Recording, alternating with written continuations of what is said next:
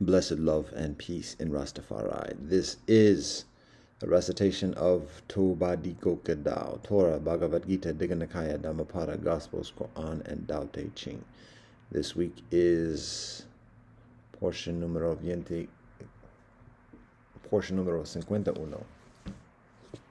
That includes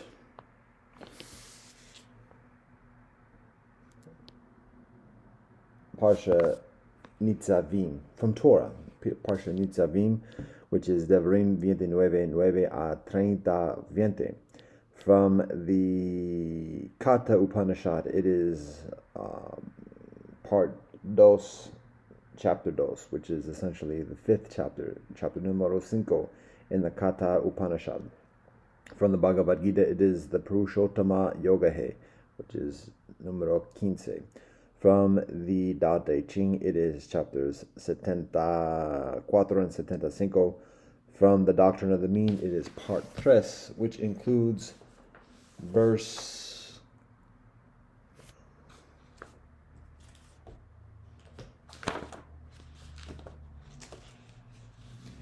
15 a 19.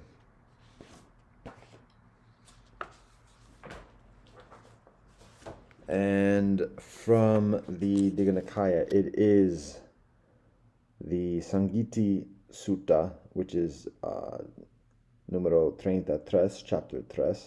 From the Dhammapada, it is the Tanha Vaga, which is numero 24. From Gospels, it is Acts, chapters 19 a 21.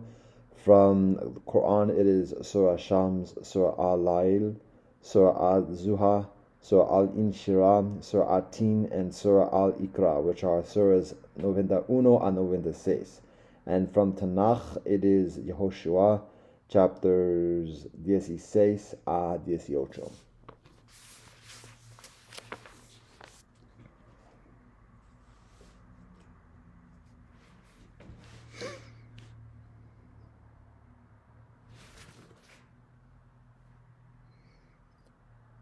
Bismillah ar-Rahmani ar-Rahim. Allah Wabha. Tao ke Tao, Fe Cheng Tao. Min ke Min, Fe Cheng Min. Ja Rastafari. Deus noster qui es in cele santificato nomen tuum. Vaheguru Satnam. Baruch ata Elohim, Eloheinu melech haolam. Asher kasanu b'mitzvotav v'tzivanu l'asok b'dvarai Torah. Amen. Baruch ata Elohim, Eloheinu melech haolam, borei pari agafim. Amen. Kyrie eleison, siva mastu save jagatehi, sabe sata bhavantu sukhitata. Vagabiyam. Akwaba upendo na amani. Vikiri nesalami. Chinta dam paramir, libav mem, omanjaga. Ubuntu shubanda vakitka. Shishem. Kamo senida domo arigato peloma yela waka toko doko shingun go menagan. God, we thank you for all that you bless us. Ata jam yata afanami.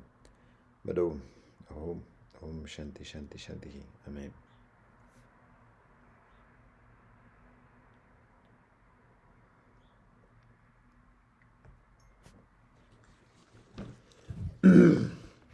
Torah Nitzavim, Devarim 29 a 30.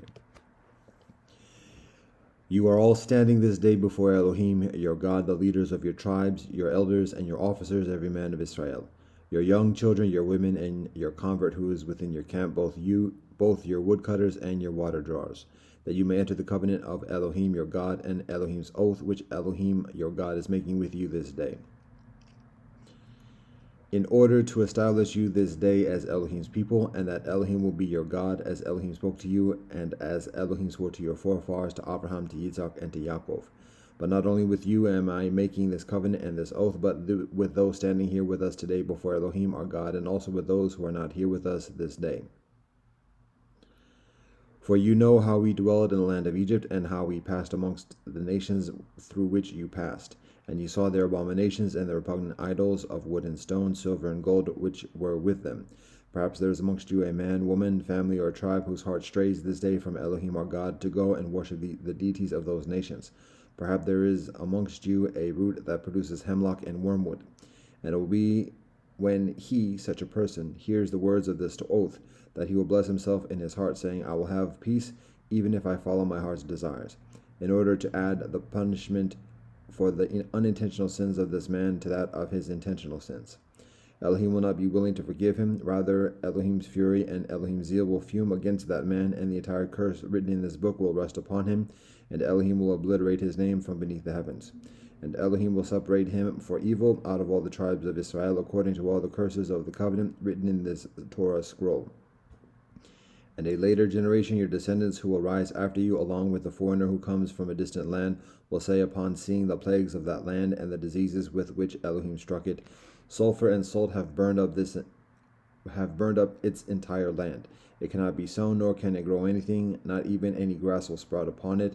It is like the overturning of Sodom, Gomorrah, Admah, and Zeboim, which Elohim overturned in Elohim's fury and in Elohim's rage. And all the nations will say, What did Elohim do? Why did Elohim do so to this land? What is the reason for this great rage of fury? Then they will say, It is because they abandoned the covenant of Elohim, God of their fathers, the covenant which Elohim made with them when Elohim took them out of the land of Egypt. For they went and served other deities, prostrating themselves to them, deities which they had not known, and which Elohim had not apportioned to them. And Elohim's fury raged against that land, bringing upon it the entire curse written in this book.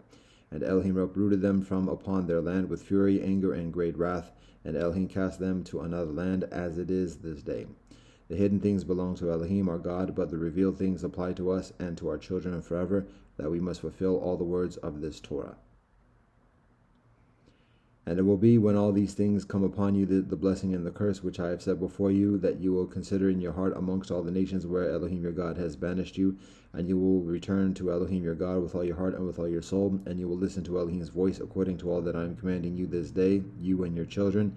Then Elohim your God will bring back your exiles, and Elohim will have mercy upon you. Elohim will once again gather you from all the nations where Elohim your God has dispersed you. Even if your exiles are at the end of the heavens, Elohim your God will gather you from there, and Elohim will take you from there.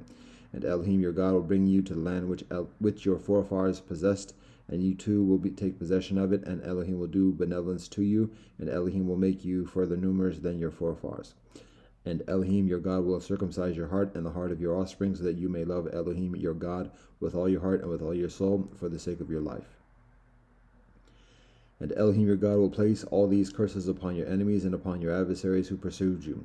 And you will return and listen to the voice of Elohim, and fulfill all Elohim's commandments which I command you this day.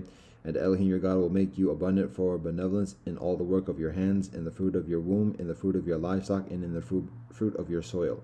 For Elohim will once again rejoice over you for benevolence, as Elohim rejoiced over your forefathers, when you obey Elohim your God to observe Elohim's commandments and Elohim's statutes written in this Torah scroll, and when you return to Elohim your God with all your heart and with all your soul. For this commandment which I command you this day is not concealed from you, nor is it distantly away. It is not in heaven, that you should say, Who will go up to heaven for us and fetch it for us, to tell it to us, so that we can fulfill it. Nor is it beyond the sea, that you should say, Who will cross to the other side of the sea for us and fetch it for us, to tell it to us, so that we can fulfill it. Rather, this thing is very close to you. It is in your mouth and in your heart, so that you can fulfill it. Behold, I have set before you today life and benevolence, and death and evil. Inasmuch as I command you this day to love Elohim your God, to walk in Elohim's ways, and to observe Elohim's commandments, Elohim's statutes, and Elohim's ordinances, so that you will live and increase, and Elohim your God will bless you in the land to which you are coming to take possession of it. But if your heart deviates and you do not listen, and you will be drawn astray, and you will prostrate yourself to other deities and serve them, I declare to you this day that you will surely perish, and that you will not live long days on the land to which you are crossing the Jordan to come and take possession thereof. This day I call upon the heaven and the earth as I witness that I have warned you. I have set before you life and death, the blessing and the curse. You shall choose life, so that you and your offspring will live. To love Elohim your God, to listen to Elohim's voice, and to cleave to Elohim, for that is your life and the length of your days, to dwell on the land which Elohim swore to your forefathers, to Abraham, to Yitzhak, and to Yaakov, to give to them.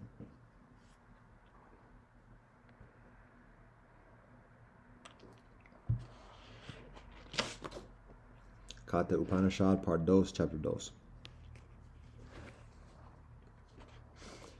There is a city with 11 gates. belonging to the unborn Atman of undistorted consciousness. He who meditates on the Atman grieves no further. Liberated from the bonds of ignorance, he becomes free. This verily is that. Atman is the Soleil dwelling in the bright heavens. Atman is the air dwelling in the interspace. Atman is the fire dwelling on earth. Atman is the guest dwelling in the house. Atman dwells in men, in the angels, in truth, in the sky. Atman is born in the water, on earth, in the offering, on the mountains. Atman is the true and the great. Atman it is who sends prana upwards and who leads apana downwards. All the angels honor that adorable one seated in the middle. When the soul identified with the body and dwelling in it is torn away from the body, is freed from it, what then remains? This verily is that. No living being ever lives by prana which goes up, nor by apana which goes down. Men live by something different on which these two depend. Well then, Gautama, I shall tell you about this profound and eternal Brahman, and also about what happens to the Atman after meeting death. Some jivas enter the womb to be embodied as organic beings, and some go into non-organic matter, according to their work and according to their knowledge. That the Purusha who remains awake whilst the sense organs are asleep, shaping one lovely form after another, that indeed is the pure, that is Brahman, and that alone is called the eternal living. All worlds are contained in Atman, and none can pass beyond. This verily is that. As the same non-dual fire, after it has entered the world, becomes different according to whatever it burns, so also the same non-dual Atman dwelling in all beings becomes different according to whatever it enters, and it exists also without. As the same non-dual air, after it has entered the world, becomes different according to whatever it enters, so also the same non-dual Atman dwelling in all beings becomes different according to whatever it enters, and it exists also without. As the soleil which helps all eyes to see is not affected by the blemishes of the eyes or of the external things revealed by it, so also the one Atman dwelling in all beings is never contaminated by the misery of the world being outside it. There is one supreme ruler, the inmost self of all beings, who makes one form manifold. Eternal happiness belongs to the wise, who perceive the supreme self within themselves, not to others. There is one who is the eternal reality amongst non-eternal objects, the one truly conscious entity amongst conscious objects, and who though non-dual,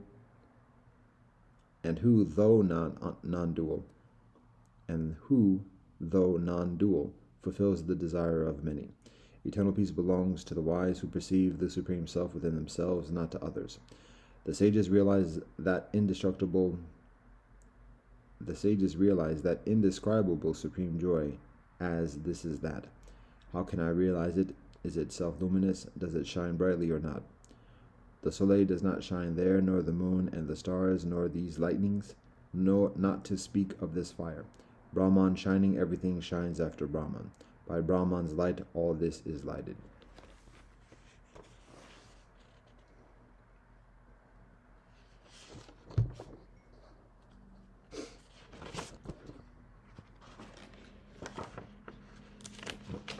Bhagavad Gita, the Purushottama Yogahe numero 15.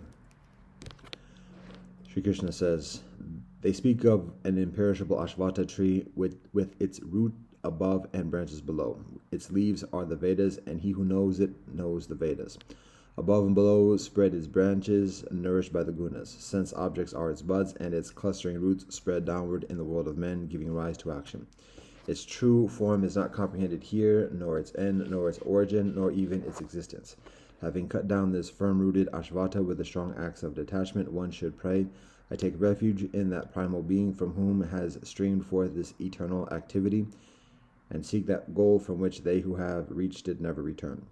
Free from pride and delusion, having conquered the evil of attachment, ever devoted to the Supreme Self, with the desires completely stilled, liberated from the pairs of opposites known as pleasure and pain, the undiluted reach that immutable goal.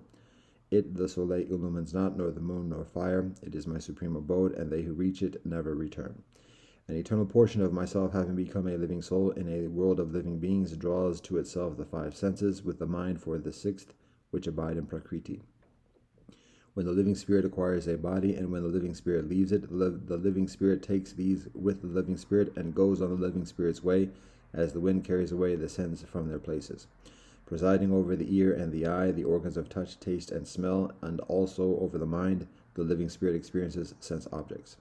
The deluded do not perceive the living spirit when the living spirit departs from the body or dwells in it, when the living spirit experiences objects or is united with the gunas, but they who have the eye of wisdom perceive the living spirit.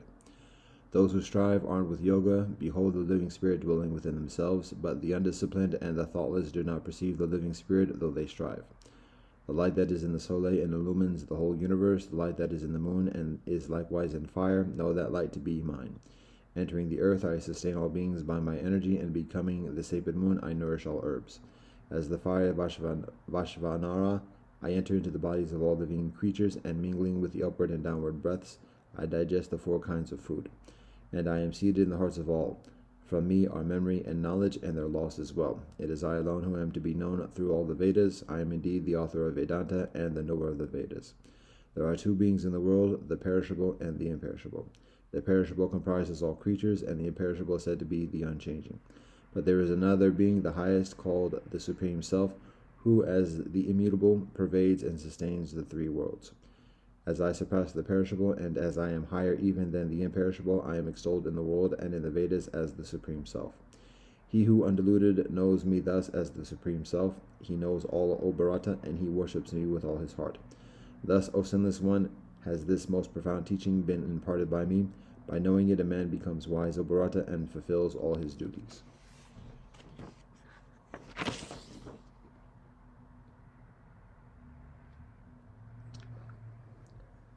Tao Te Ching, chapters 74 y 75. 74. People do not fear death. How can they be threatened with death? If people are made to constantly fear death, then those who act unlawfully, I can capture and kill them. Who would dare? There exists a master executioner that kills.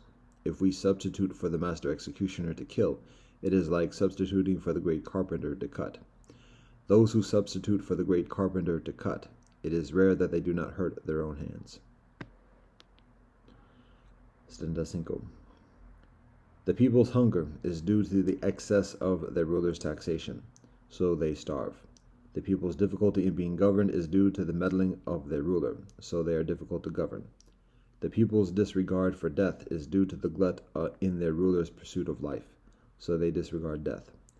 Therefore, those who do not strive for living are better than those who value living.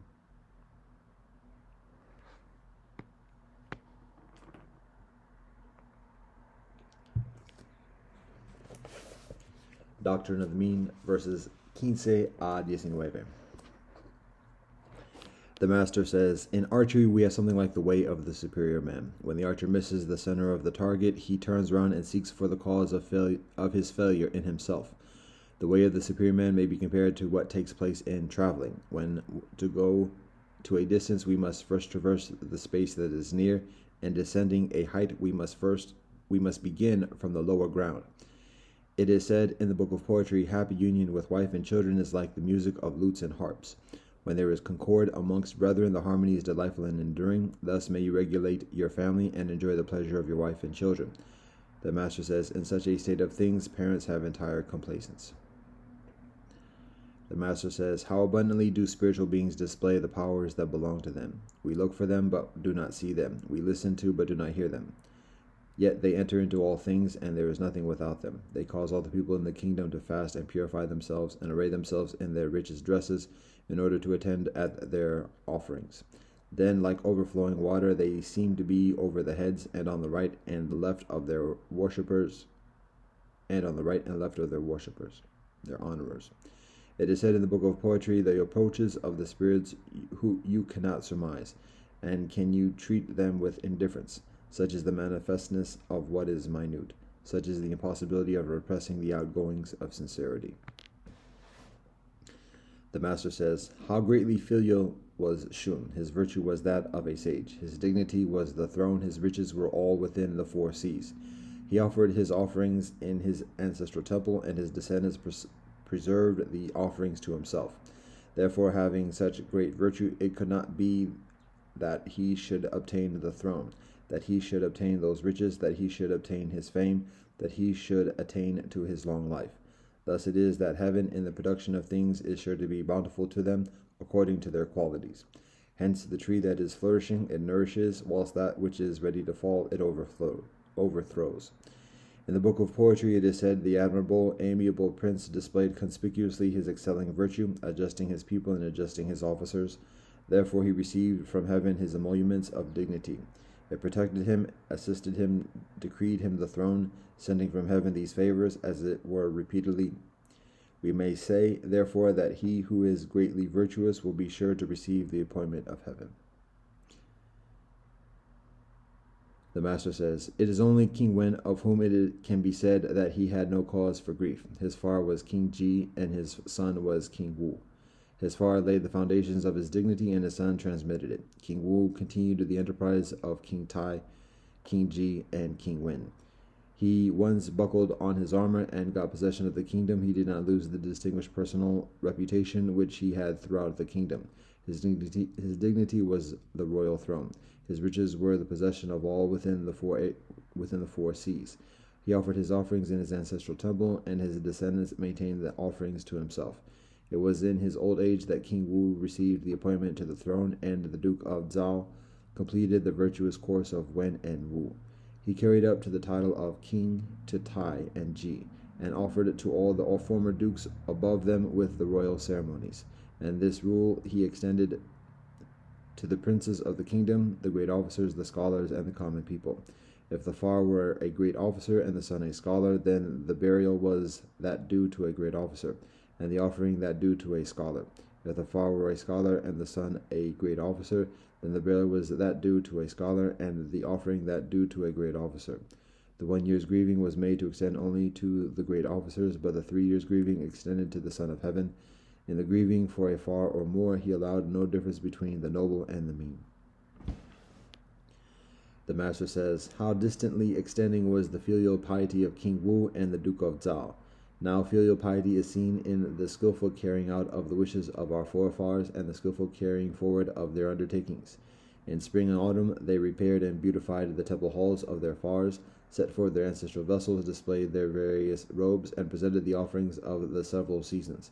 By means of the ceremonies of the ancestral temple, they distinguished the royal kindred according to their order of descent. By ordering the parties present according to their rank, they distinguished the further noble and the less. By the arrangement of the services, they made a distinction of talents and worth. In the ceremony of general pledging, the inferiors presented the cup to their superiors, and thus something was given the lowest to do. At the concluding feast, places were given according to the hair, and thus was made the distinction of years. They occupied the places of their forefathers, practiced their ceremonies, and performed their music. They reverenced those whom they honored, and loved those whom they regarded with affection. Thus they served the dead as they would have served them alive. They served the departed as they would have served them had they been continued amongst them, the height of filial piety. By the ceremonies of the offerings to heaven and earth, they served God, and by the ceremonies of the ancestral temple, they offered it to their ancestors. He who understands the ceremonies of the offerings to heaven and earth, and the meaning of the several offerings to ancestors, would find the government of a kingdom as easy as to look into his palm.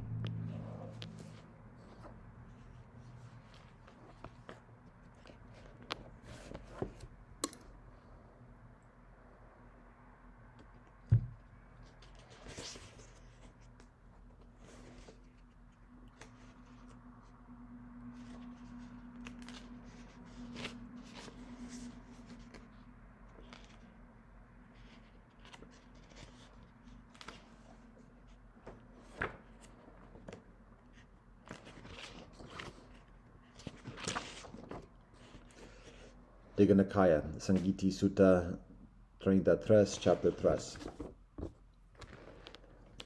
There are 8 in the doctrine, friends, similarly set forth. Which are they? 8 wrong factors of character and conduct, to wit, wrong views, intention, speech, action, livelihood, effort, mindfulness, concentration.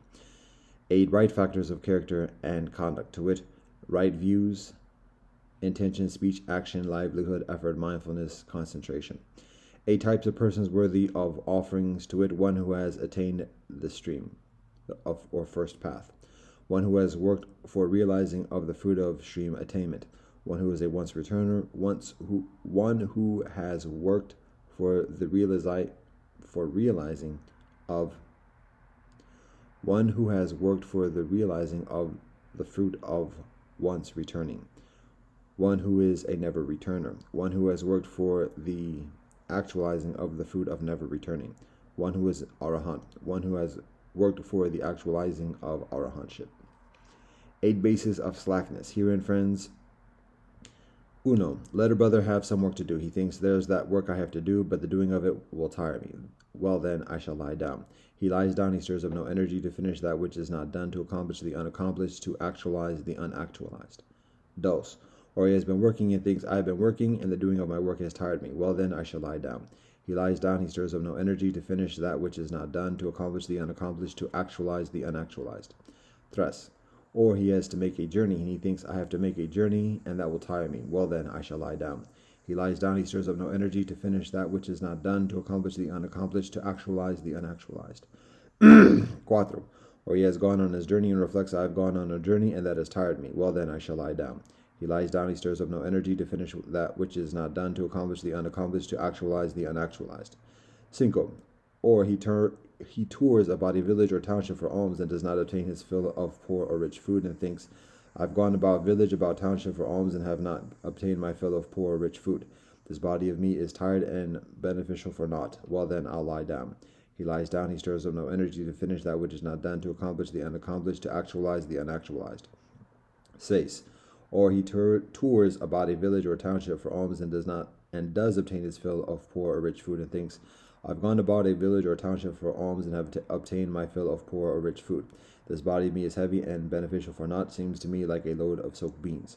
Well, then I'll lie down. He lies down, he stirs up no energy to finish that which is not done, to accomplish the unaccomplished, to actualize the unactualized. Siete, or in him some slight ailment has arisen, and he thinks, in this state it is fit I lie down. He lies down, he stirs up no energy to finish that which is not done, to accomplish the unaccomplished, to actualize the unactualized. Or he has recovered from illness. He has recently arisen from some indisposition, and he thinks his body is weak and beneficial for naught, and lies down, nor stirs up energy to finish that which is not done, to accomplish the unaccomplished, to actualize the unactualized. 8 bases of setting afoot an undertaking. Herein, brethren, Uno, let a brother have some work to do. He thinks there is that work I have to do, but in doing it I shall not find it easy to attend to the religion of the Buddhas. Well, then I will stir up energy to finish that which is not done, to accomplish the unaccomplished, to actualize the unactualized. Dos, or he has done a task and thinks I have been working, but I could not attend to the religion of the Buddhas. Well, then I will stir up energy to finish that which is not done, to accomplish the unaccomplished, to actualize the unactualized. Tres, or he has to go on a journey and thinks it will not be easy for him on his way to attend to the religion of the Buddhas, and resolves, well, then I will stir up energy to finish that which is not done, to accomplish the unaccomplished, to actualize the unactualized. Cuatro, or he has been on a journey but has not been able to attend to the religion of the Buddhas, and resolves, well, then I will stir up energy to finish that which is not done, to accomplish the unaccomplished, to actualize the unactualized. Cinco, or he has toured about village and township for alms and has not obtained his fill of poor or rich food, and he thinks that under the circumstances his body is light and fit for work,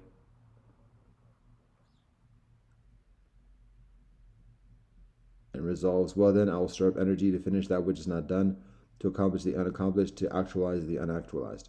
Or he has toured and has obtained his fill and thinks that under the circumstances his body is strong and fit to work, and resolves, well, then I will stir up energy to finish that which is not done, to accomplish the unaccomplished, to actualize the unactualized. Or in him some slight ailment has arisen, and he thinks it is possible that the ailment may grow worse, so that he must stir up energy to finish that which is not done, to accomplish the unaccomplished, to actualize the unactualized. Ocho, or he has recovered from illness, has recently arisen from some indisposition, and he thinks, I have recovered from illness, I have recently arisen from my indisposition. It is possible that the illness may recur. Well, then I will stir up energy to finish that which is not done, to accomplish the unaccomplished, to actualize the unactualized. 8 bases of giving gifts. 1 gives because an object of hospitality has approached, from fear, because he gave to me, because he will give to me, because one thinks giving is blessed, because one thinks I cook, these do not cook, it is not fit that I who cook should give nothing to those who do not cook. Because one thinks from the giving of this gift by me an excellent report will spread abroad. Because one wishes to adorn and equip one's heart. 8 rebirths due to giving gifts. Herein, friends, Uno, a certain person gives a gift to a recluse or Brahmin in the shape of food, drink, raiment, vehicle, wreaths, perfumes, and ointments, bedding, dwelling, and lights. That which he gives he hopes to receive in his turn. He sees a wealthy noble or a Brahmin or householder surrounded and attended by and enjoying the 5 forms of sensuous pleasures. And he thinks, if only I may be reborn at the dissolution of the body after death as one amongst wealthy nobles or Brahmins or householders. This thought he holds fixed, firmly established, and expands it. This thought, set free in a lower range and not expanded to anything higher, conduces to rebirth within that range. And this, I affirm, only in the case of a virtuous person, not of one who is vicious. The mental aspiration, friends, of the virtuous person succeeds because of its purity. Dos, another person giving similar gifts and similarly hoping may have learnt thus.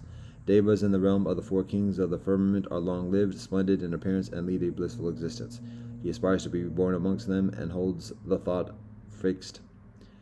This conduces to rebirth within that lower range, and this I affirm only in the case of a virtuous person. The mental aspiration, brethren, of a virtuous person succeeds because of its purity.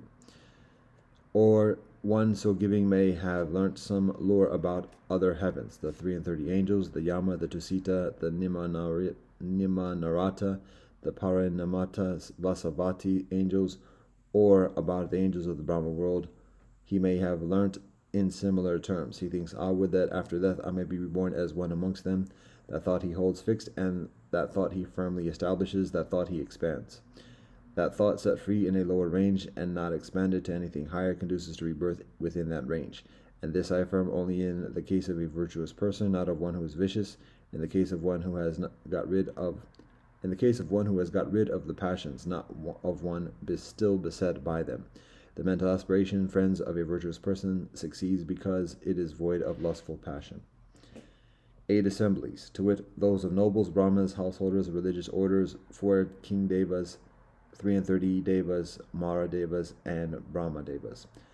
8 matters of worldly concern, to wit, gains and losses, fame and obscurity, blame and honor, pleasures and pains. 8 positions of mastery. Uno, when anyone pictures to himself some material feature of his person and sees corresponding features in others, lovely or ugly, as small, transcending this object, he is aware of doing so, thinks, I know, I see. Dos, or when he has the same experience but sees those features not as small but as infinitely great, and nevertheless in transcending this object, and is aware of doing so, thinks, I know, I see. Tres, or when he sees the features in others, lovely or ugly, as small, without first picturing any material feature of his own, transcending this object, he is aware of doing so, thinks, I know, I see. Cuatro, or when he sees the features in others, but sees those features not as small, but as infinitely great, and nevertheless transcending this object, and is aware of doing so, thinks, I know, I see. Cinco, or when without the personal preliminary, he sees external shapes of indigo, indigo in color, indigo in visible expanse, indigo in luster, as is the Uma flower, or a Benares muslin, delicately finished on both sides. Transcending this object, he is aware of doing so, thinks, I know, I see. Seis, or shapes of yellow, yellow in color, yellow in visible expanse, yellow in luster, as the Kanikara flower, or Benares muslin, delicately finished on both sides. Transcending this object, he is aware of doing so, thinks, I know, I see. Siete, or shapes of red, red in color, red in visible expanse, red in luster, as is the Bandu Jivaka flower, or Benares muslin, delicately finished on both sides. Transcending this object, he is aware of doing so, thinks, I know, I see. Ocho, or shapes of white, white in color, white in visible expanse, white in luster, as is the Metan star, or Benares muslin, delicately finished on both sides. Transcends this object and is aware of doing so, thinks, I know, I see. 8 deliverances, to wit, Uno, he picturing any material feature of himself sees such material features as they truly are. Dos, not picturing any such, he sees material features external to his own. Tres, he decides that it is beautiful. Cuatro, by passing wholly beyond all consciousness of material qualities, by the dying out of the awareness of sensory reaction, by the unheeding of any awareness of difference, he enters into and abides in that rapt ecstasy which is a consciousness of infinite space. Cinco, by passing wholly beyond such a sphere of consciousness, he enters into and abides in that rapt ecstasy which is a consciousness of infinitude of consciousness itself. Seis, by passing wholly beyond such a sphere of consciousness, he enters into and abides in that rapt ecstasy which regards consciousness itself as nothing whatever, a sphere of nothingness. Siete, by passing wholly beyond such a sphere, he enters into and abides in that rapt consciousness which neither is nor yet is not to be called conscious. Ocho, by passing wholly beyond such a sphere, he enters into and abides in a state of unconsciousness wherein awareness and feeling cease. These 8 in the doctrine, friends, have been perfectly set forth by the Exalted One who knows, who sees. Hereon should there be chanting by all in concord. There are 9 in the doctrine, friends, which have been perfectly set forth by the Exalted One who knows, who sees. Hereon should there be chanting in concord by all, not wrangling, for the happiness of devas and men. Which are they? 9 bases of quarreling thus. Quarreling is stirred up at the thought, he has done me an injury, or he is doing me an injury, or he will be doing me an injury, or he has done, is doing, will do an injury to one I love, or he has bestowed a benefit, is bestowing, will bestow a benefit on one I dislike. 9 suppressions of quarreling thus. Quarreling is suppressed by the thought, he has done, is doing, will do me an injury, or has done, is doing, will do an injury to one I love, or he has bestowed, is bestowing, will bestow a benefit on one I dislike. True, but what gain would there be to either of us if I quarreled about it? 9 spheres inhabited by beings. The first 4 are described in terms of verbatim of the first 4 states of consciousness. 5. There are beings without perception or feeling. These live in the sphere of the unconscious devas. 6. There are beings who, having passed wholly beyond awareness of material qualities by the dying out of sensory reaction, by unheeding the awareness of difference, have attained to the sphere of infinite space with a consciousness thereof. 7. Similarly, other beings have attained to the sphere of infinite consciousness, of nothingness, of neither consciousness nor yet unconsciousness. 9 untimely, unseasonable intervals for life in a religious order. 1. A Tathagata, friends, is born into the world, a Arahat Buddha Supreme. The Dharma is taught, quenching the passions, extinguishing the passions, leading to enlightenment declared by the welfare, and this person is reborn at that time in purgatory. This is the first untimely, unseasonable period for living in a religious order. Sangha. 2. A Tathagata, friends, is born into the world, Arahat Buddha Supreme. The Dharma is taught, quenching the passions, extinguishing the passions, leading to enlightenment declared by the welfare, and this person is reborn at that time in the animal kingdom. This is the second untimely, unseasonable period for living in a Sangha. 3. A Tathagata, friends, is born into the world, Arahat Buddha Supreme. The Dharma is taught, quenching the passions, extinguishing the passions, leading to enlightenment declared by the welfare, and this person is reborn at that time amongst the Petas. This is the third untimely, unseasonable period for living in a Sangha. 4. A Tathagata, friends, is born into the world, Arahat Buddha Supreme. The Dharma is taught, quenching the passions, extinguishing the passions, leading to enlightenment declared by the welfare, and this person is reborn at that time amongst the Asuras. This is the fourth untimely, unseasonable period for living in a Sangha. 5.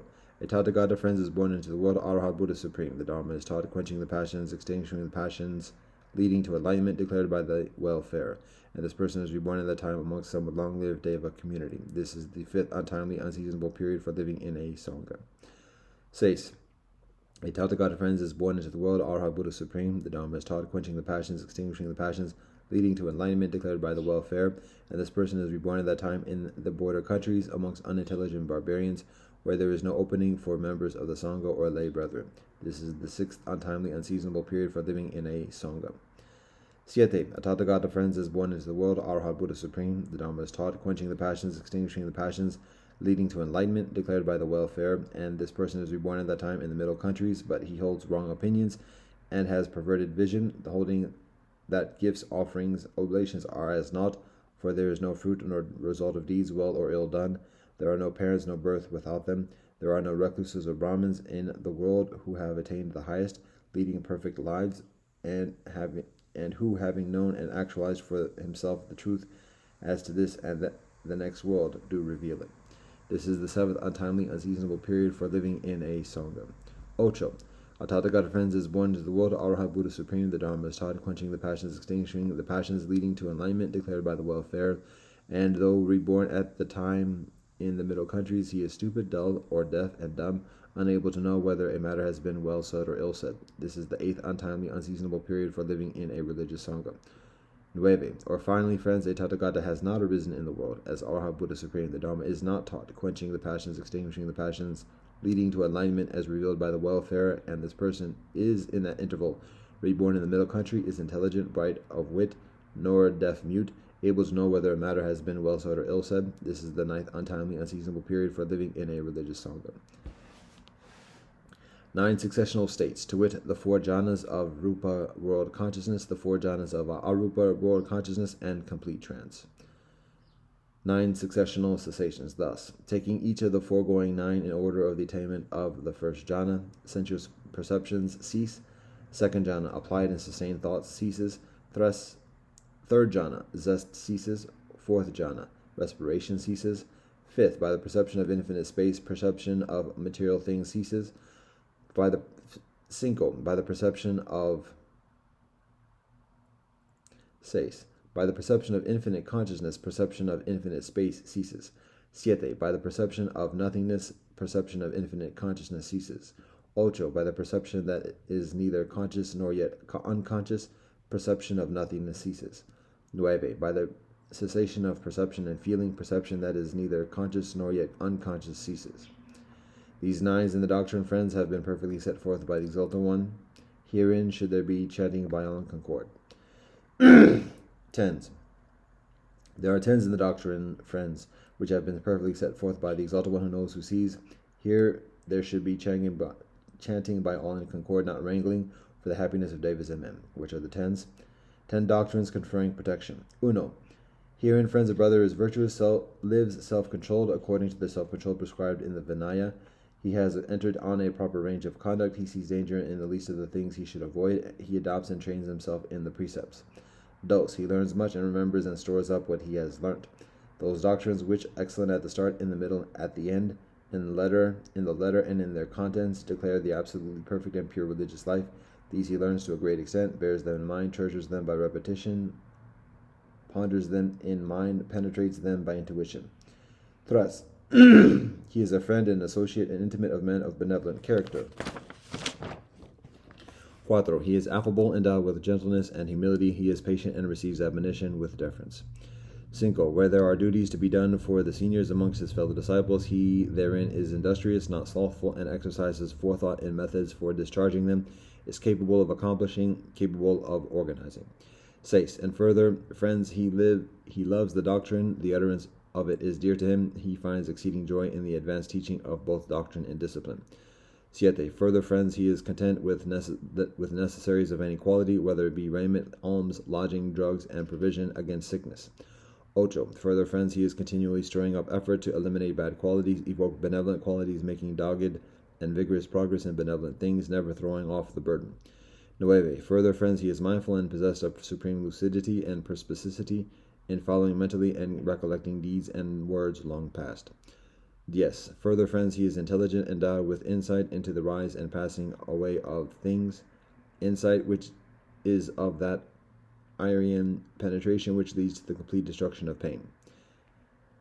10 objects for self-hypnosis. Those perceived severally as above, below, or across, and as homogeneous and without limits, are a portion of earth, extended matter, water, fire, air, indigo, yellow, red, white, space, consciousness.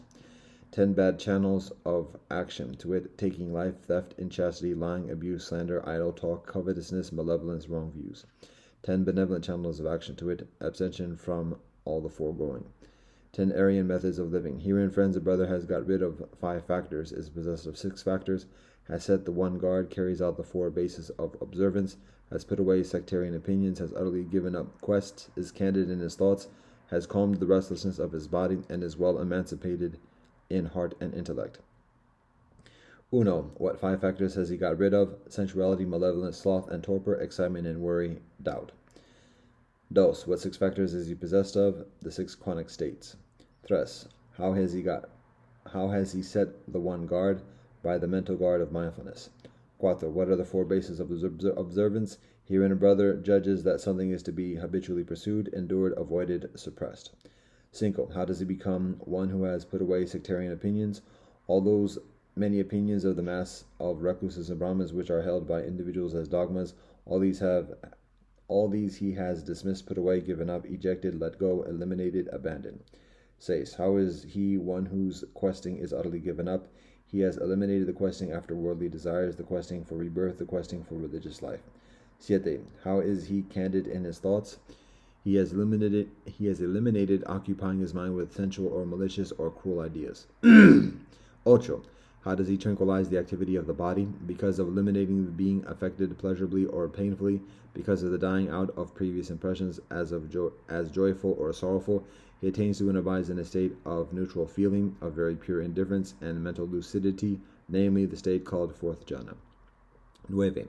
How does he become well emancipated in heart? He becomes emancipated in heart from passion, hate, and illusion.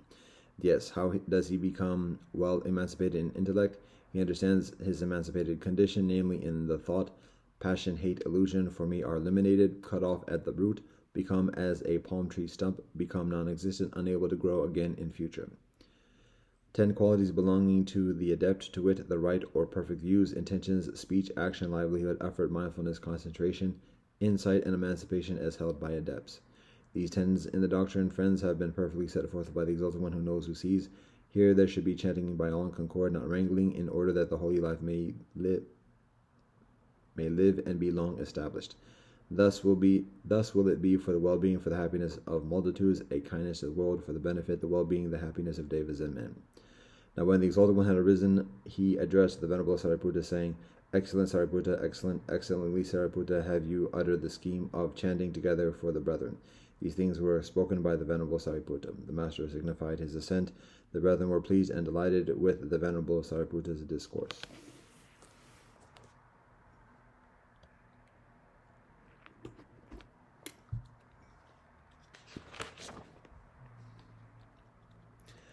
Dhammapada de Tanha Vaga, numero 24.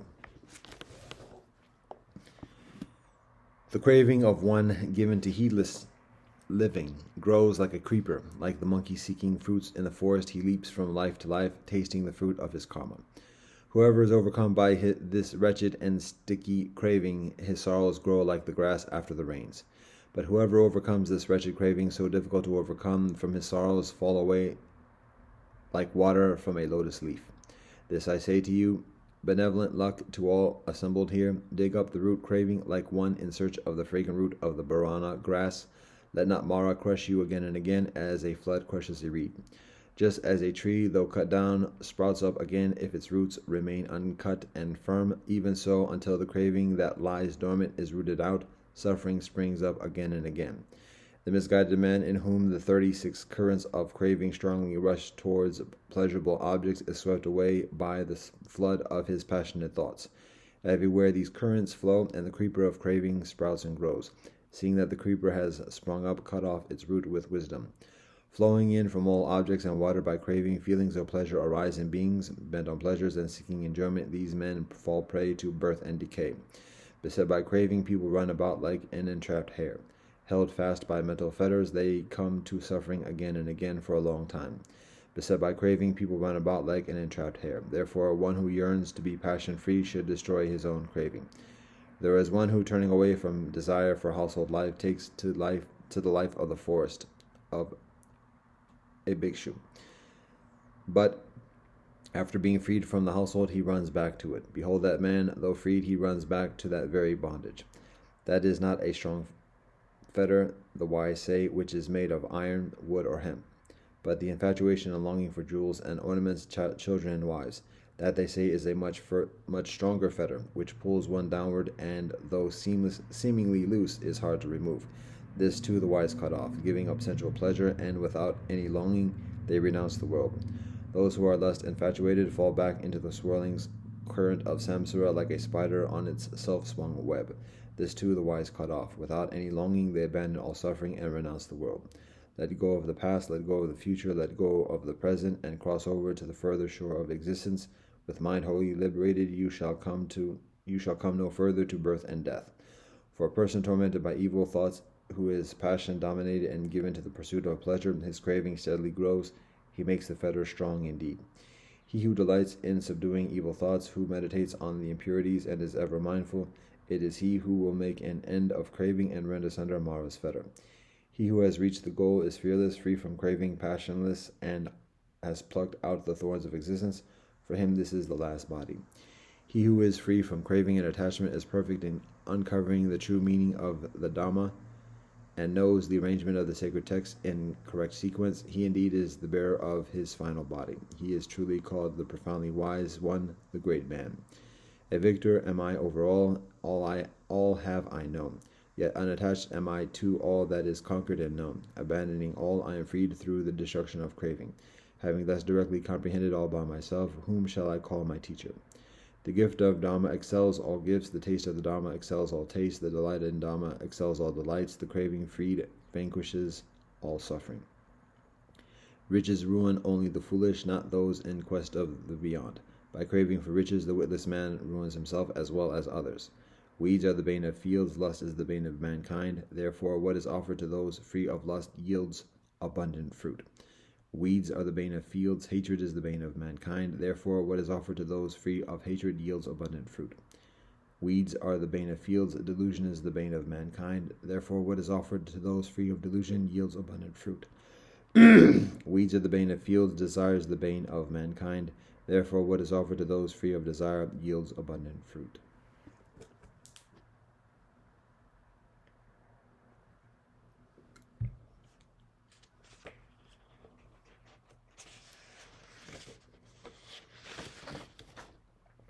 Gospels, Acts 19 a 21. Whilst Apollos was at Corinth, Paul took the road through the interior and arrived at Ephesus. There he found some disciples and asked them, "Did you receive the Holy Spirit when you believed?" They answered, "No, we have not even heard that there is a Holy Spirit." So Paul asked, "Then what baptism did you receive?" "John's baptism," they replied. Paul said John's baptism was a baptism of repentance. He told the people to believe in the one coming after him, that is, in Jesus. On hearing this, they were baptized in the name of the Master Jesus. When Paul placed his hands on them, the Holy Spirit came on them, and they spoke in tongues and prophesied. There were about 12 men in all. Paul entered the synagogue and spoke boldly there for 3 months, arguing persuasively about the sovereignty of God. But some of them became obstinate. They refused to believe and publicly maligned the way. So Paul left them. He took the disciples with him and had discussions daily in the lecture hall of Tyrannus. This went on for 2 years, so that all the Jewish brethren and Greeks who lived in the province of Asia heard the word of the Master. God did extraordinary miracles through Paul, so that even handkerchiefs and aprons that had touched him were taken to the sick, and their illnesses were cured, and the evil spirits left them. Some Jewish brethren who went around driving out evil spirits tried to invoke the name of the Master Jesus over those who were demon-possessed. They would say, "In the name of the Jesus whom Paul preaches, I command you to come out." 7 sons of Sceva, a Jewish brethren chief priest, were doing this. One day the evil spirit answered them, "Jesus I know, and Paul I know, but who are you?" Then the man who had the evil spirit jumped on them and overpowered them all. He gave them such a beating that they ran out of the house naked and bleeding. When this became known to the Jewish brethren and Greeks living in Ephesus, they were all seized with fear, and the name of the Master Jesus was held in high honor. Many of those who believed now came and openly confessed what they had done. A number who had practiced sorcery brought their skulls together and burned them publicly. When they calculated the value of the skulls, the total came to 50,000 drachmas. In this way, the word of the Master spread widely and grew in power. After all this had happened, Paul decided to go to Jerusalem, passing through Macedonia and Achaia. "After I have been there," he said, "I must visit Rome also." He sent 2 of his helpers, Timothy and Erastus, to Macedonia, whilst he stayed in the province of Asia a little longer. About that time there arose a great disturbance about the way. A silversmith named Demetrius, who made silver shrines of Artemis, brought in a lot of business for the craftsmen there. He called them together along with the workers in related trades and said, "You know, my friends, that we receive a benevolent income from this business. And you see and hear how this fellow Paul has convinced and led astray large numbers of people here in Ephesus and in practically the whole province of Asia. He says that deities made by human hands are no deities at all. There is danger not only that our trade will lose its benevolent name, but also that the temple of the great deity Artemis will be discredited, and the deity herself, who is worshipped throughout the province of Asia and the world, will be robbed of her divine majesty." When they heard this, they were furious and began shouting, "Great is Artemis of the Ephesians!" Soon the whole city was in an uproar. The people seized Gaius and Aristarchus, Paul's traveling companions from Macedonia, and all of them rushed into the theater together. Paul wanted to appear before the crowd, but the disciples would not let him. Even some of the officials of the province, friends of Paul, sent him a message begging him not to venture into the theater. The assembly was in confusion. Some were shouting one thing, some another. Most of the people did not even know why they were there. The Jewish brethren in the crowd pushed Alexander to the front, and they shouted instructions to him. He motioned for silence in order to make a defense before the people. But when they understood he was a Jewish brother, they all shouted in unison for about 2 hours, "Great is Artemis of the Ephesians." The city clerk quieted the crowd and said, "Fellow Ephesians, doesn't all the world know that the city of Ephesus is the guardian of the temple of the great Artemis, and of her image which fell from heaven? Therefore, since these facts are undeniable, you ought to calm down and not do anything rash. You have brought these men here, though they have neither robbed temples nor blasphemed our deity. If then Demetrius and his fellow craftsmen have a grievance against anybody, the courts are open, and there are proconsuls. They can press charges. If there is anything further you want to bring up, it must be settled in a legal assembly. As it is, we are in danger of being charged with rioting because of what happened today. In that case, we would not be able to account for this commotion, since there is no reason for it." After he had said this, he dismissed the assembly. When the uproar had ended, Paul sent for the disciples, and after encouraging them, said farewell and set out for Macedonia. He traveled through that area, speaking many words of encouragement to the people, and finally arrived in Greece, where he stayed 3 months. Because some Jewish brethren had plotted against him just as he was about to sail for Syria, he decided to go back through Macedonia. He was accompanied by Sopater, son of Pyrrhus from Berea, Aristarchus and Secundus from Thessalonica, Gaius from Derbe, Timothy also, and Tychicus and Trophimus from the province of Asia. These men went on ahead and waited for us at Troas. But we sailed from Philippi after the festival of unleavened bread, and 5 days later joined the others at Troas, where we stayed 7 days. On the first day of the week we came together to break bread. Paul spoke to the people, and because he intended to leave the next day, kept on talking until midnight. There were many lamps in the upstairs room where we were meeting. Seated in a window was a young man named Eutychus, who was sinking into a deep sleep as Paul talked on and on. When he was sound asleep, he fell to the ground from the 3rd story and was picked up dead. Paul went down, threw himself on the young man, and put his arms around him. "Don't be alarmed," he said, "he's alive." Then he went upstairs again and broke bread and ate. After talking until the daylight, he left. The people took the young man home alive and were greatly comforted. We went on ahead to the ship and sailed for Assos, where we were going to take Paul aboard. He had made this arrangement because he was going there on foot. When he met us at Assos, we took him aboard and went on to Mytilene. And the next day we set sail from there and arrived off Chios. The day after that we crossed over to Samos, and on the following day arrived in Miletus. Paul had decided to sail past Ephesus to avoid spending time in the province of Asia, for he was in a hurry to reach Jerusalem, if possible, by the day of Pentecost. From Miletus, Paul sent to Ephesus for the elders of the church. When they arrived, he said to them, "You know how I lived the whole time I was with you, from the first day I came into the province of Asia. I served the Master with great humility and with tears, and in the midst of severe testing by the plots of my Jewish brethren opponents. You know that I have not hesitated to preach anything that would be helpful to you, but have taught you publicly and from house to house. I have declared to both Jewish brethren and Greeks that they must turn to God in repentance and have faith in our Master Jesus. And now, compelled by the Spirit, I am going to Jerusalem, not knowing what will happen to me there. I only know that in every city the Holy Spirit warns me that prison and hardships are facing me. However, I consider my life worth nothing to me. My only aim is to finish the race and complete the task the Master Jesus has given me, the task of testifying to the benevolent news of God's grace. Now I know that none of you amongst whom I have gone about preaching the sovereignty will ever see me again. Therefore I declare to you today that I am innocent of the blood of any of you, for I have not hesitated to proclaim to you the whole will of God. Keep watch over yourselves and all the flock of which the Holy Spirit has made you overseers. Be shepherds of the church of God, which God bought with the blood of God's Son. I know that after I leave, savage wolves will come in amongst you and will not spare the flock. Even from your own number men will rise and distort the truth in order to draw away the disciples after them. So be on your guard. Remember that for 3 years I never stopped warning each of you night and day with tears.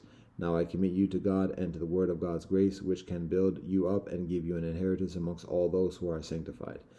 I have not coveted anyone's silver or gold or clothing. You yourselves know that these hands of mine have supplied my own needs and the needs of my companions. In everything I did, I showed you that by this kind of hard work we must help the weak, remembering the words of the Master Jesus himself said, "It is further blessed to give than to receive." When Paul had finished speaking, he knelt down with all of them and prayed. They all wept as they embraced him and kissed him. What grieved them most was his statement that they would never see his face again. Then they accompanied him to the ship. After we had torn ourselves away from them, we put out to sea and sailed straight to Kos. The next day we went to Rhodes, and from there to Patara. We found a ship crossing over to Phoenicia, went on board, and set sail. After sighting Cyprus and passing to the south of it, we sailed on to Syria. We landed at Tyre, where our ship was to unload its cargo. We sought out the disciples there and stayed with them 7 days. Through the Spirit, they urged Paul not to go on to Jerusalem. When it was time to leave, we left and continued on our way, all of them, including wives and children, accompanying us out of the city, and there on the beach we knelt to pray. After saying farewell to each other, we went aboard the ship, and they returned home. We continued for our voyage from Tyre and landed at Ptolemais, where we greeted the brothers and sisters and stayed with them for a day.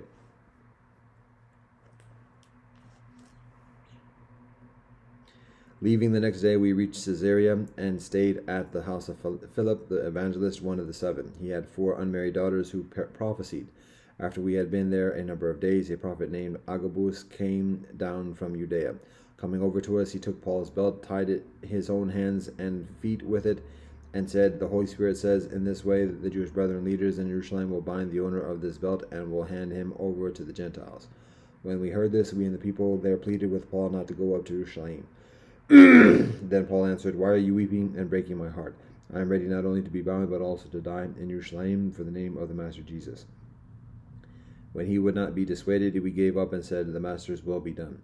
After this, we started on our way up to Jerusalem. Some of the disciples from Caesarea accompanied us and brought us to the home of Mnason, where we were to stay. He was a man from Cyprus and one of the early disciples. When we arrived at Jerusalem, the brothers and sisters received us warmly. The next day, Paul and the rest of us went to see James, and all the elders were present.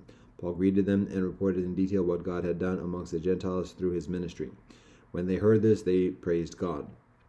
Then they said to Paul, "You see, brother, how many thousands of Jewish brethren have believed, and all of them are zealous for the law. They have been informed that you teach all the Jewish brethren who live amongst the Gentiles to turn away from Moshe, telling them not to circumcise their children or live according to our customs. What shall we do? They will certainly hear that you have come, so do what we tell you. There are 4 men with us who have made a vow. Take these men, join in their purification rites, and pay their expenses, so that they can have their heads shaved. Then everyone will know there is no truth in these reports about you, but that you yourself are living in obedience to the law. As for the Gentile believers, we have written to them our decision that they should abstain from food sacrificed to idols, from blood, from the meat of strangled animals, and from sexual indecency." The next day Paul took the men and purified himself along with them. Then he went to the temple to give notice of the date when the days of purification would end, and the offering would be made for each of them. When the 7 days were nearly over, some Jewish brethren from the province of Asia saw Paul at the temple. They stirred up the whole crowd and seized him, shouting, "Fellow Israelites, help us. This is the man who teaches everyone everywhere against our people and our law in this place. And besides, he has brought Greeks into the temple and defiled this holy place." They had previously seen Trophimus and the Ephesian in the city with Paul, and assumed that Paul had brought him into the temple. The whole city was aroused, and the people came running from all directions. Seizing Paul, they dragged him from the temple, and immediately the gates were shut. Whilst they were trying to kill him, news reached the commander of the Roman troops that the whole city of Jerusalem was in an uproar. He at once took some officers and soldiers and ran down to the crowd. When the rioters saw the commander and his soldiers, they stopped beating Paul. The commander came up and arrested him and ordered him to be bound with 2 chains. Then he asked who he was and what he had done. Some in the crowd shouted one thing and some another, and since the commander could not get at the truth because of the uproar, he ordered that Paul be taken into the barracks. When Paul reached the steps, the violence of the mob was so great that he had to be carried by the soldiers. The crowd that followed kept shouting, "Get rid of him." As the soldiers were about to take Paul into the barracks, he asked the commander, "May I say something to you?" "Do you speak Greek?" he replied. "Aren't you the Egyptian who started a revolt and led 4,000 terrorists out into the wilderness some time ago?" Paul answered, "I am a Jewish brother from Tarsus in Cilicia, a citizen of no ordinary city. Please let me speak to the people." After receiving the commander's permission, Paul stood on the steps and motioned to the crowd. When they were all silent, he said to them in Aramaic,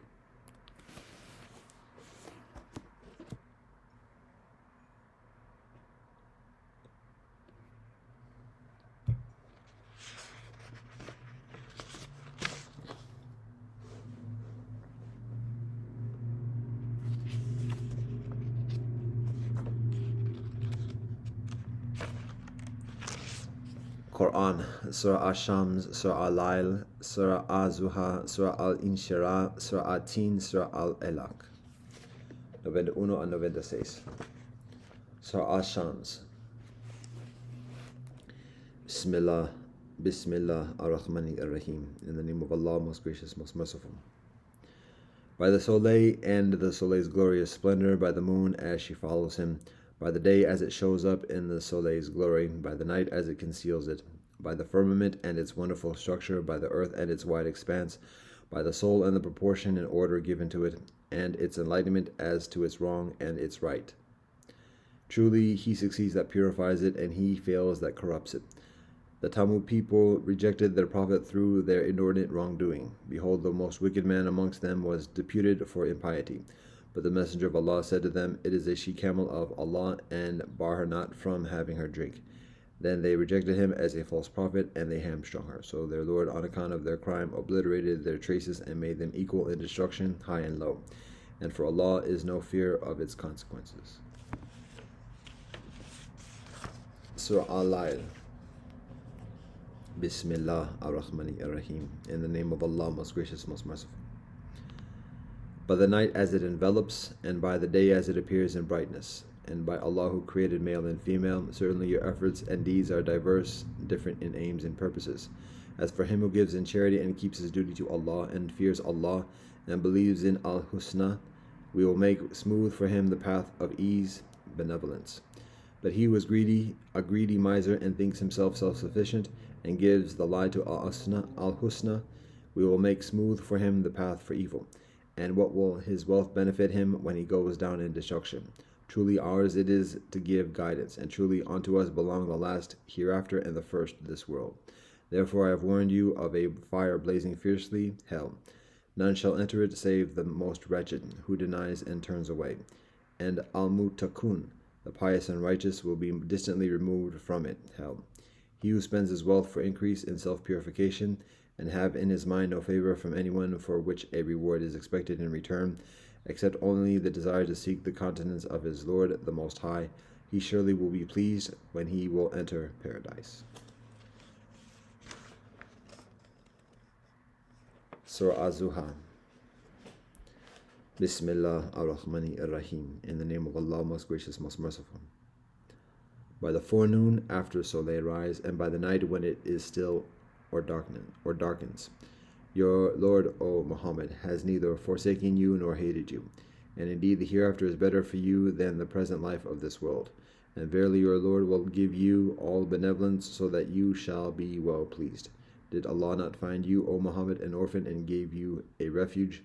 And Allah found you unaware of the Quran, its legal laws and prophethood, and guided you? And Allah found you poor and made you rich, self-sufficient with self-contentment? Therefore treat not the orphan with oppression, and repulse not the beggar, and proclaim the grace of your Lord, the prophethood, and other graces. Surah Al-Inshirah. Bismillah ar-Rahmani ar-Rahim. In the name of Allah, most gracious, most merciful. Have we not opened your breast for you, O Muhammad, and removed from you your burden, which weighed down your back, and raised high your fame? So verily with a hardship there is relief. Verily with a hardship there is relief. There is one hardship with two reliefs, so one hardship cannot overcome two reliefs. So when you have finished from your occupation, then stand up for Allah's worship, stand up for prayer. And to your Lord alone turn all your intentions and hopes and your invocations.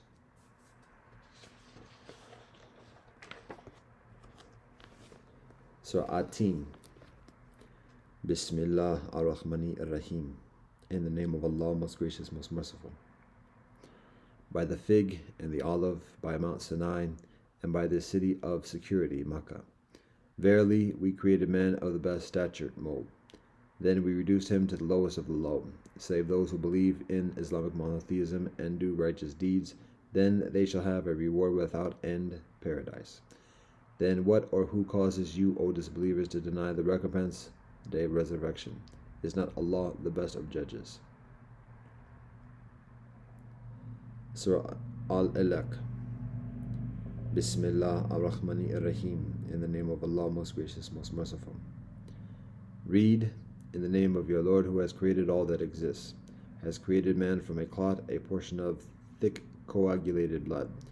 Read, and your Lord is the most generous, who has taught the writing by the pen, has taught man that which he knew not. Nay, verily, man does transgress all bounds in disbelief and evil deeds, because he considers himself self-sufficient. Surely unto your Lord is the return. Have you, O Muhammad, seen him, Abu Jahl, who prevents a slave, Muhammad, when he prays? Tell me if he, Muhammad, is on the right guidance of Allah, or enjoins piety. Tell me if he, the disbeliever Abu Jahl, denies the truth, this Quran, and turns away. Knows he not that Allah does see what he does? Nay, if he, Abu Jahl, ceases not, we will catch him by the forelock, a lying, sinful forelock. Then let him call upon his council of helpers. We will call the guards of hell to deal with him. Nay, O Muhammad, do not obey him, Abu Jahl. Fall prostrate and draw near to Allah.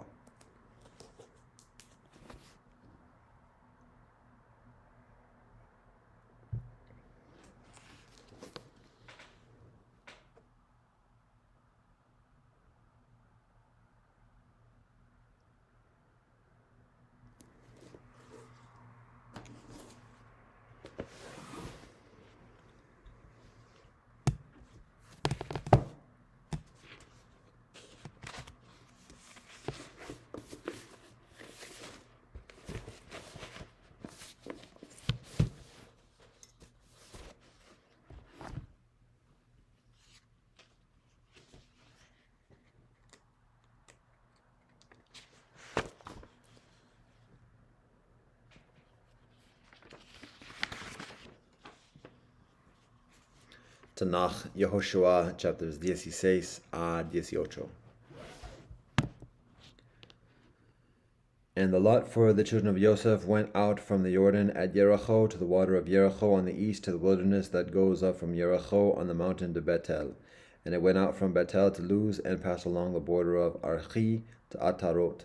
And it went down westward to the border of Yafliti, to the border of lower Bet Horon, and to Gezer, and its goings out were at the sea. And the children of Joseph, Manasseh, and Ephraim took their inheritance. And the border of the children of Ephraim, according to their families, was the border of their inheritance on the east side, was Atrot Hadar to the upper Bet Horon. And the border went out towards the west to Michmetat on the north side, and the border turned about eastward to Tanat Shiloh, and passed over it on the east of Yanoah. And it went down from Yanoah to Atarot and to Naarat, and reached Jericho, and went out at the Jordan. The border went westward from Tappuah to the stream of Canaan, and its goings out were at the sea. This is in the inheritance of the tribe of the children of Ephraim according to their families. And the separated cities for the children of Ephraim amongst the inheritance of the children of Manasseh, all the cities with their villages. And they did not drive out the Canaanites that dwelt in Gezer, but the Canaanites dwelt amongst the Ephraimites to this day, and they became servants under tribute.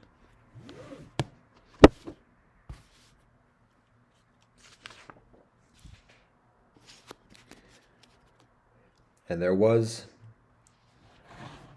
a lot for the tribe of Manasseh, for he was firstborn of Joseph, for Machir, the firstborn of Manasseh, the far of Gilead, because he was a man of war, therefore he had Gilead and Bashan.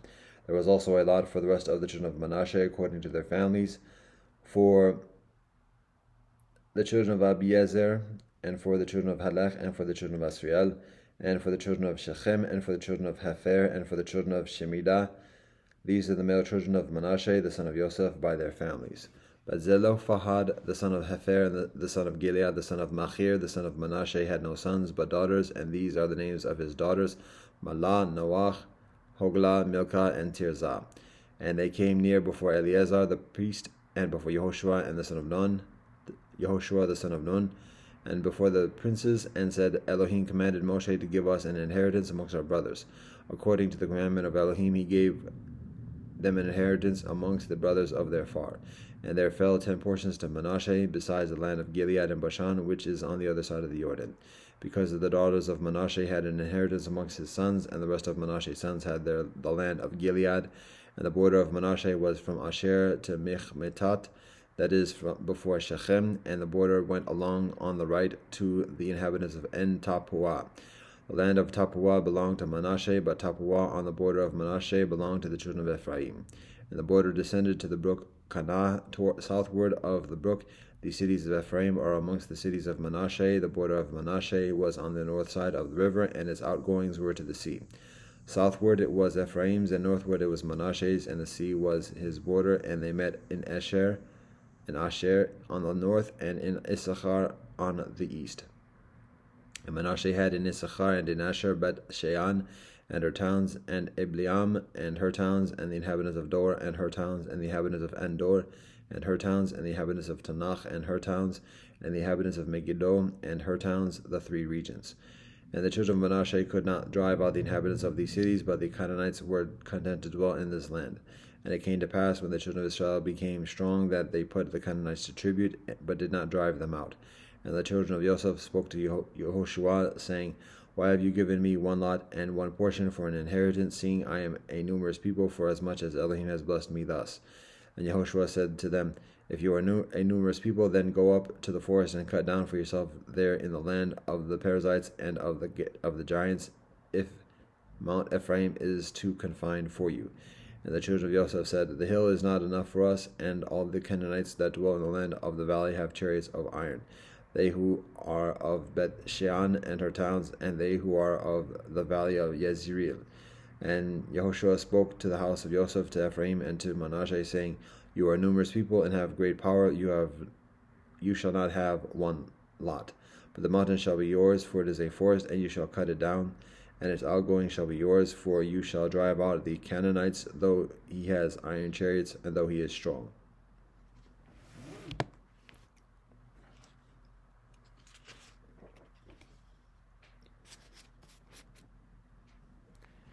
And the entire congregation of the children of Israel assembled at Shiloh, and set up the tent of meeting there, and the land was subdued before them. And there remained among the children of Israel 7 tribes who had not yet received their inheritance. And Yehoshua said, How long are you slack? How long are you slack to come in to possess the land which Elohim, God of your forefathers, has given you? Appoint for yourselves 3 men for each tribe, and I will send them, and they shall arise and go through the land, and describe it according to their inheritance, and they shall come to me. And they shall divide it into 7 parts. Yehudah shall remain in his border on the south, and the house of Joseph shall remain in their border on the north. You shall describe the land into seven parts, and bring it here to me, and I will cast lots for you here before Elohim our God. For the Levites have no part amongst you, for the priesthood of Elohim is their inheritance, and Gad and Reuben, and the half tribe of Manasseh have taken their inheritance on the eastern side of the Jordan, which Moshe the servant of Elohim gave them. And the men rose and went, and Yehoshua charged those that went to describe the land, saying, Go and walk through the land, and describe it, and return to me, and I will cast lots for you here before Elohim in Shiloh. And the men went and passed through the land, and described it by cities into 7 parts in a book, and they came to Yehoshua to the camp at Shiloh. And Yehoshua cast lots for Shiloh before Elohim, and there Yehoshua divided the land to the children of Israel according to their divisions. And the lot of the tribe of the children of Benjamin came up according to their families, and the border of their lot went out between the children of Yehudah and the children of Joseph. And their border on the north side was from the Jordan, and the border went up to the side of Jericho on the north, and went up through the hill westward, and its goings out were to the wilderness of Bet-Avan. And the border went out over from there to Luz, to the side of Luz, which is Bethel, the southward, and the border descended to Atrot Adar, on the hill that lies on the south side of Lower Bet-Horon. And the border was encircled and encompassed the west side southward from the hill that lies before Bet-Horon southward, and its goings out were at Kiryat Baal, which is Kiryat Yeraim, a city of the children of Yehudah. This was the west side. And the south side was from the end of Kiryat Yeraim, and the border went out to a sea, and it went out to the spring of the waters of Nephtoah. And the border went down to the end of the mountain that lies before the valley of the son of Hinnom, and which is in the valley of the giants Rephaim on the north, and descended to the valley of Hinnom, to the side of the Jebusites on the south, and descended to En Rogel. And it circled from the north, and went out to En Shemesh, and went out to Gililot, which is over against the ascent of Adomim, and descended to Eben of Bohan the son of Reuben. And it passed along to the side over against the Arabah northwards, and it went down to the Arabah. And the border passed along to the side of Bet Hoglah northward, and the outgoings of the border were at the bay of the Salt Sea, to the north at the south end of the Jordan. This was the south border. And the Jordan borders it on the east side. This was the inheritance of the children of Benjamin by its borders round about according to their families. And the cities of the tribe of the children of Benjamin according to their families were Yericho and Bet Hoglah, and the valley of Keziz, and Bet Arabah, and Zemaraim, and Bethel, and Avim, and Parah, and Ophrah, and Sephir, Hamonah, and Ophni, and Geba, 12 cities and their villages, Gibeon, and Ramah, and Beerot, and Mizpeh, and Chephirah, and Mozah, and Rechem, and Irpil, and Taralah, and Zalah, and Aleph, and the Yevasite, which is in Yerushalayim, Gibeat, and Kiryat, 14 cities with their villages. This is the inheritance of the children of Benjamin according to their families.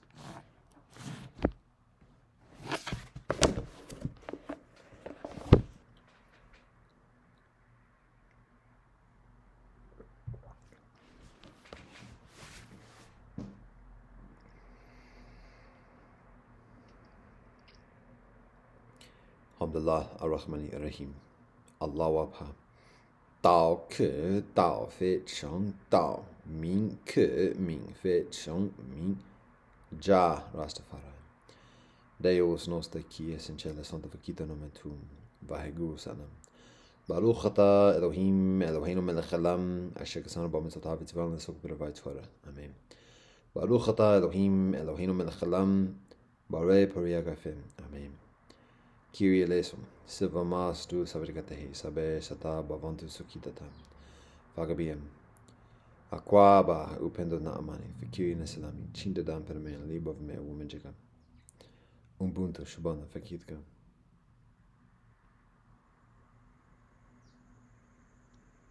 Session, como sinina, domo arigato, pelo mayelo, waka toko loko shingun, go manigat. God, we thank you for all that you bless us. Ata jamia yata fanami. Vado, ahom, om shanti, shanti, shanti. Amen. All thanks and praise to the Most High, Elohim. Respect and honor to all our ancestors, all our prophets, all our sages, past and present, known and unknown. Respect and honor to His Majesty, Haile Selassie, and Her Majesty, Wise Aramanin. Blessed love and peace in Rastafari. One blessed love.